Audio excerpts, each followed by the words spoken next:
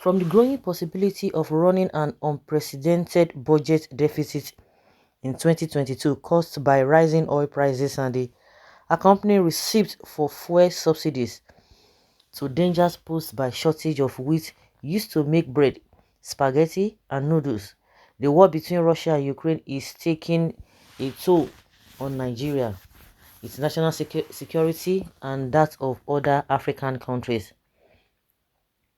The African Union, led by its chairman Macky Sall, the president of Senegal, on Friday condemned Russia's attack on Ukraine and called for an immediate ceasefire, saying the situation risked escalating into a planetary conflict.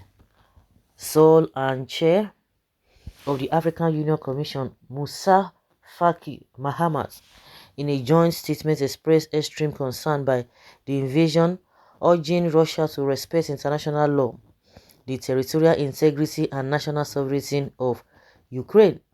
The AU leaders said the very serious and dangerous situation should be resolved via political negotiations overseen by the United Nations. Similarly, Nigeria, the most populous African country and the continent's biggest economy, also expressed condemnation and asked Russia to withdraw its troops and maintain status quo. Nigeria's Minister of Foreign Affairs, Geoffrey Oyema, who summoned the Russian ambassador Alessia Shebashin and his Ukrainian counterpart Kidoda Valari, expressed the displeasure of the Nigerian government at the invasion, even as he expressed solidarity with Ukraine. The Nigerian government also said it will align with the United Nations on any sanctions on Russia. Nigeria, along with 27 African countries, recently voted at the United Nations to condemn Russia's invasion of Ukraine, while most of the remaining countries on the continent abstained. Nigeria, along 27 other African countries,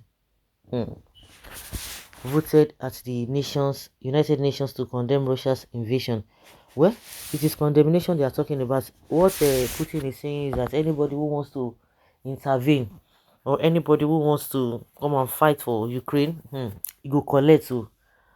But coming back to how it is affecting Nigeria and other countries, even in the US, the whole thing is affecting them, especially when it comes to their gas, or we call them fuel. It's affecting them and in other areas too. So again, calling Putin to maintain status quo, I think it is late, because the deed has already been done. The destruction has gone too far. Has gone too far. Because if dialogue or negotiation could solve the problem, then why go into war in the first place? But I think Russia was trying, or is still trying, to force Ukraine to go into negotiation. And if they go into that negotiation, it's not going to favor Ukraine. I think one or two times they had already scheduled for negotiation or for meeting, so that this whole thing will come to an end. But I think they didn't meet at the as equilibrium. They didn't meet at all. And unfortunately, anytime you hear that there's negotiation or there's a peace talk, that is the time or that very day you see or you hear that Russia has destroyed or struck again the facilities of Ukraine. And I've asked this question when people say, oh, Ukrainians have been deceived to fight Russia. Ukrainians, they don't go to Russia to go and start destroying it or invade them. But the opposite is the case, reverse is the case, because Russia is the country who has started this whole thing. And that's why you see that a lot of people are really blaming Russia for doing that. So advising them at this point in time, I think it makes no difference, because the destruction has gone too far. The deed has been done already. But as for affecting Nigeria in the first place, of course it will, because we don't even produce majority of what we take in. Majority of what we consume are foreign things, all over the countries, all over the world, not only in Russia. So any country that, especially major places that Nigeria gets their products from, if they eventually have problem in their country, it will affect Nigeria, which is not supposed to be like that. And again, Russia is crying out like a Nigeria now that we have a very strong tie with China. If anything happens, do you know that it will be so bad? But unfortunately, all of those things, all of those places that we are running to, skater, if we can sit down at home and put ourselves together, believe you me, what we'll be getting or importing from outside the country will be minimal.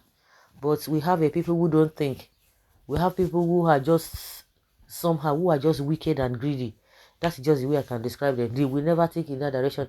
If a president does not deem it fit for 8 years to build a befitting hospital, that every now and then he goes to other country for medical treatments, because he does not have shame. If he has shame, he will not be doing all of these things. He doesn't have shame.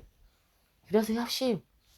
So is that the kind of person, or is people like that? Even the chairman of APC, whether caretaker, whatever that he calls himself, who happens to be the governor of Gombe, is he Yobe? Yeah, governor of Yobe, Mimalabone, is gone to Dubai for what? For medical treatments. It's not a normal thing. They are not even ashamed of that. They are not even apologetic about it. They are not even remorseful about it. It's a normal thing. Nigerians can talk from now to eternity. Nothing happens. So if we can still be going for medical treatments outside the country, the so-called elders, so how do you expect us not to have problem? We are still, already we're having problem in the health sector. We're having problem not only in economy, in health sector we're having problems. So if anything happens to all of those countries that we get products from, or that we get services from, definitely it will affect us. It will affect us. They will tell you we have the population, we have this, we have that, but in reality they are useless. They are not useful to us. African leaders, when US and NATO invade Libya, none of them condemn and remember international laws. The Ukraine is burning, so also must Fulani Aso Rock burn. Ukraine, which refused to respect Donbas republics, Fulani also, which refused to respect disintegrated republics of this territory natives. It is son, okay, it is son or whatever job to finish. Russia, please help divide Nigeria and let Biafra go, because Nigeria is trying to join force against Russia so that Biafrans will not be involved. Russia, please help us. Some people are saying this out of their own understanding.